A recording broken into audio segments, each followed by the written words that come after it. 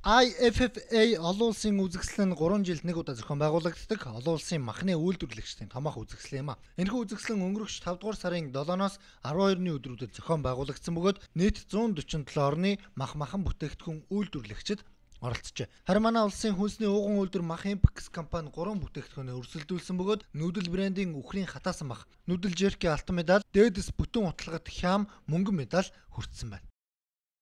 Нэгдүгээр жерки бол өөрөө бол бас бэлчээрийн малаас хийгдсэн. Тийм учраас одоо шинэ технологиор хийгдсэн. Махны амт чанарын хувьд бол илүү сайн. Дээдс хям бол одоо манай энэ хямнууд дотроос хамгийн одоо чанартай ийм сайн хям.